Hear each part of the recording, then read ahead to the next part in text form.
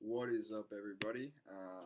This is going to be not my first video, but the first one on this channel, because I keep forgetting my email, my password, so hopefully we'll go ahead and we'll lock this one in here, and this will be the one that I use to make videos from here on out.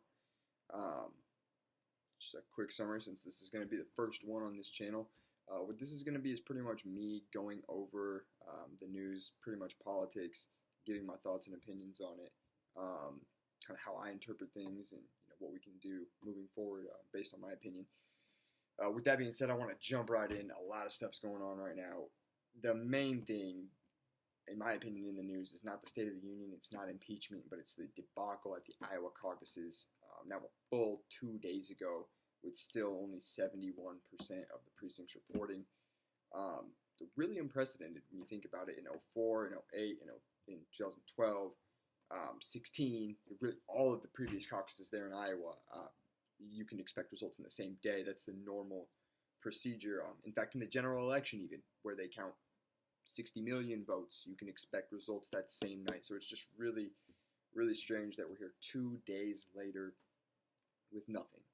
I mean, not nothing, but pretty much nothing. 71% is a good indicator of what's going to happen, but with the way the race is shaped up right now, it doesn't really give us that resolution that I know a lot of people were looking for. I actually, from Iowa, I went and caucused. I spent hours there. It's super disappointing to see the way things have played out. Just the party fumble the entire process. It's extremely disappointing for those of us here. Just want everyone to know that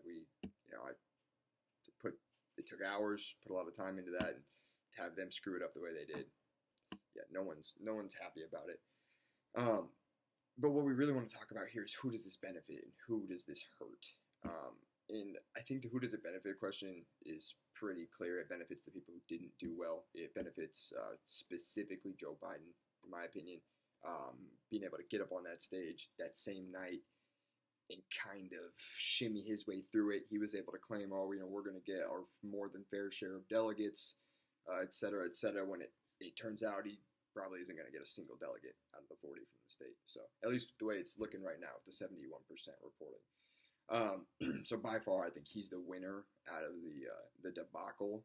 Loser of the night, obviously finishing in fourth place, but as far as the fumbling of the process goes, I think he benefits the most, undoubtedly.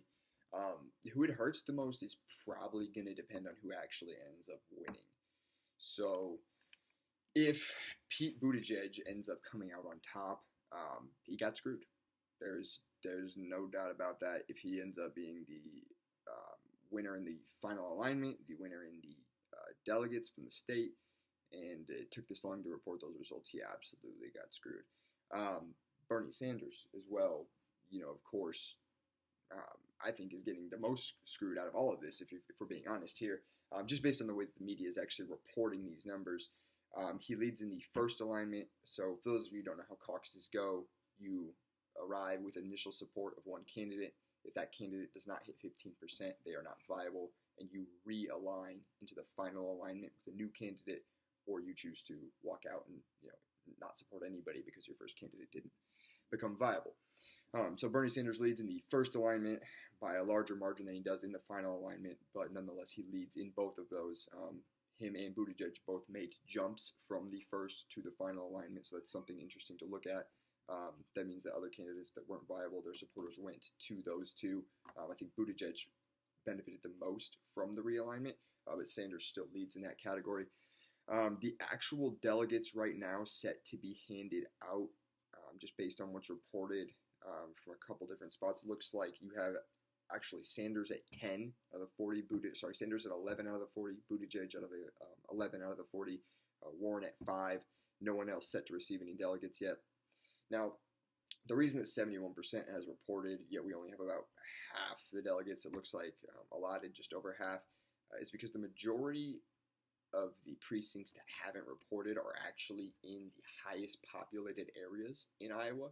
So Polk County, which is right outside of Des Moines, near Ames. You have Blackhawk County, which is Waterloo, Cedar Falls. The University of Northern Iowa is there. So these places have a lot of people, in regard, especially from the state of Iowa. For the state of Iowa, we have a lot of small towns there. So those cities are definitely among the bigger ones, which could point to a couple trends moving forward. I was watching a lot of things yesterday. I personally think that when you look at a higher populated area like that, more of an urban area, college town, things like that, I think the advantage goes to Sanders in those areas. Time and time again, you look at the polls, you look at what happened in 16, where he's strong at. I think those are good areas for him. So what you could see potentially is as those precincts report, if they ever report, it's a joke at this point, but if they do ever come in and we do get to see those numbers, I would expect strong showings in those college towns, in those higher populated areas for someone like Senator Bernie Sanders. I've also heard, you have Dallas County, which is right outside of Polk. It's the wealthiest county in Iowa. Buttigieg did phenomenal there. Sanders finished 4th or 5th in that county, did not do well at all. Buttigieg pretty much swept the floor. Again, that's the wealthiest county in the state is Dallas County. So that's right outside of Polk. It's a suburb right outside of Polk County there, which again is where the majority of the precincts that need to report are still going to be coming from. So that's kind of where we're at right now. My take on it, again, whoever gets screwed the most out of this is going to depend on who actually wins this thing. It looks like we could end up with something where Sanders wins the popular vote, wins the final alignment, and Buttigieg might take more of the state delegate equivalent. Again, I'm not even sure what SDE means because they're what it is when you caucus, they elect delegates for each candidate out of each precinct. So Buttigieg leads by 27 state delegate equivalents. The SDE is 27 more than Bernie Sanders, but there's only 41 actual delegates that you get to take to the convention anyway. In those, which in my opinion is what matters. I don't know why the state delegate equivalent gets reported so heavily and why they're acting like that's an indicator of Buttigieg's success. When you really look at the popular vote, how many people actually voted for who, Bernie Sanders leads those numbers. And when you look at what they're actually going to take home, what they're actually going to take to the Democratic convention in Milwaukee, they're tied right now. So the way that the mainstream media, the way that MSNBC and CNN are reporting it, in my opinion, is a little skewed. Sure, a lot of you guys will agree with me as well.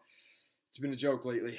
That's all I've got for you guys for today. We'll have more when we get more information about the results of the caucus. Again, at this point, super disappointed. It's 2 entire days later. There's really no acceptable reason for this, and I can't wait to see how the Democratic Party tries to spin it.